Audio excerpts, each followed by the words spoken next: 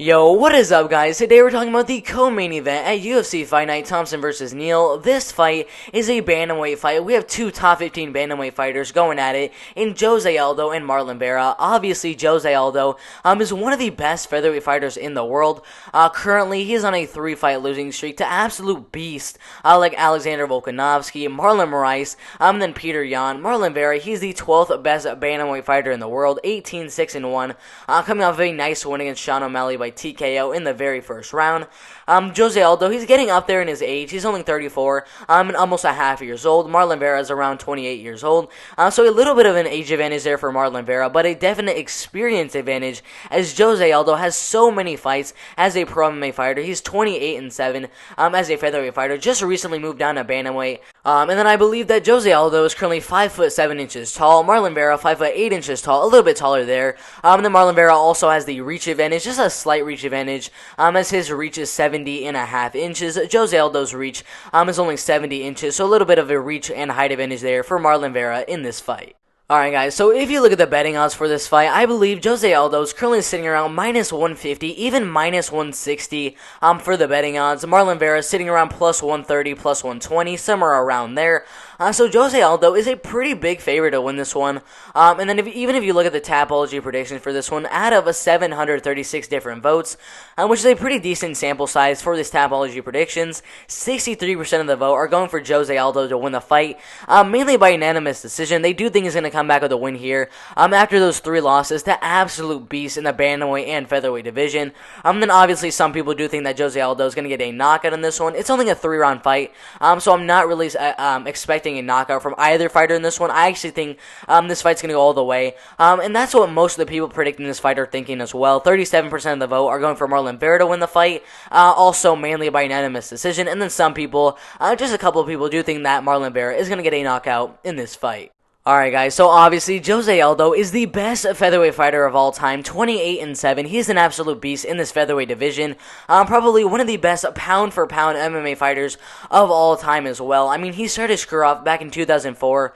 He started with 7 straight wins, lost 1 fight, got 2 wins, joined Pancrase, got a decision win, and then joined the WEC, where he got a second-round knockout win, a third-round knockout win, a first-round knockout, then another first-round knockout win, followed by a first-round flying knee knockout win over Cub Swanson, with literally just 8 seconds in the very first round. Then got a title shot at WEC 44 against Mike Brown, where he ended up winning the fight by second-round knockout, becoming the WEC featherweight champion. And then in 2010, he defended that belt 2 more times against Uriah Faber with a unanimous decision win, and Manny Gamburran with a second-round knockout win.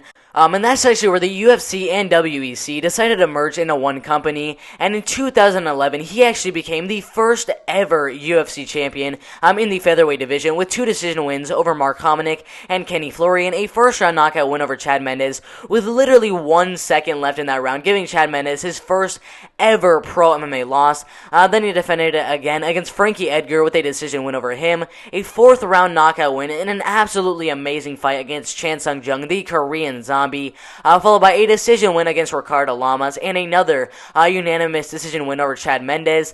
But I bet you guys already know what happened next. He ended up fighting Conor McGregor, and in just 13 seconds of that very first round, Conor McGregor ended up knocking José Aldo out cold. After that loss to Conor McGregor, he did come back with a decision win over Frankie Edgar for the interim featherweight championship, then fought Max Holloway, who was the featherweight champ in 2017, but ended up losing the fight by 3rd round TKO, fought Max Holloway a second time at the end of 2017, but lost that fight as well by 3rd round TKO again. Came back after those 2 losses to Max Holloway with a first-round TKO win over Jeremy Stevens, a second-round knockout win over Renato Moicano, and then he fought the current featherweight champion in Alexander Volkanovski, but lost a fight by unanimous decision. Then he actually made the move to go from featherweight to bantamweight, where he fought Marlon Moraes in his bantamweight debut, but lost a fight by split decision. A lot of people actually think that José Aldo won that fight against Marlon Moraes.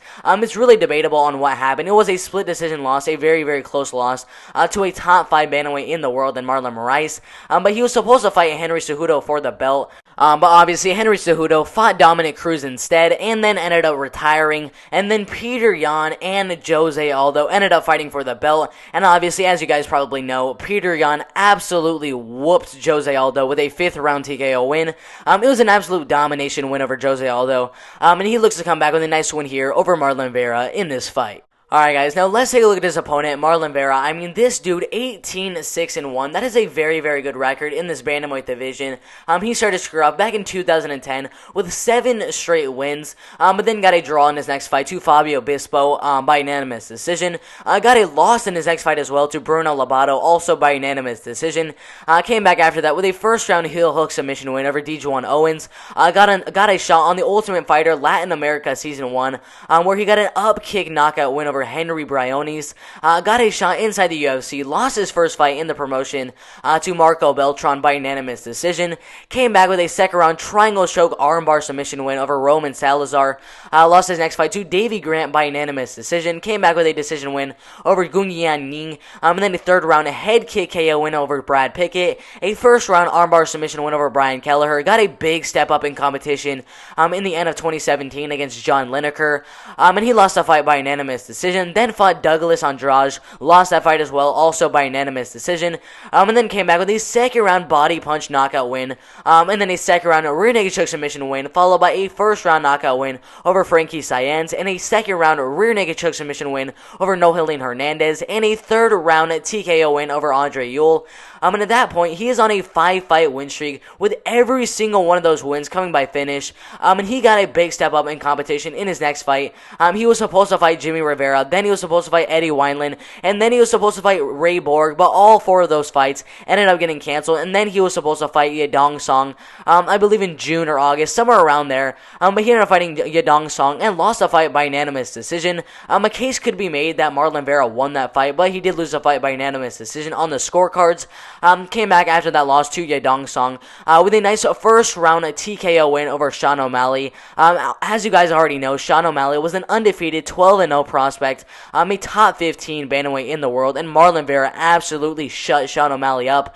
This should be a very, very big step up in competition for Marlon Vera against José Aldo in this fight. Alright, so obviously, some of you guys out there are gonna think that Marlon Vera is currently on a 7-fight win streak against Sean O'Malley. A little argument could be made against Yadong Song, Andre Ewell, Nohelin Hernandez, Frankie Saenz, Gioti Ganetti, and Luigi Burin. I mean, he could be on a 7-fight win streak right now against a guy that's on a 3-fight losing streak in José Aldo. But José Aldo, don't forget, guys, the 3 guys he lost to in Peter Yan, Marlon Moraes, Alexander Volkanovski. Just listen to those guys.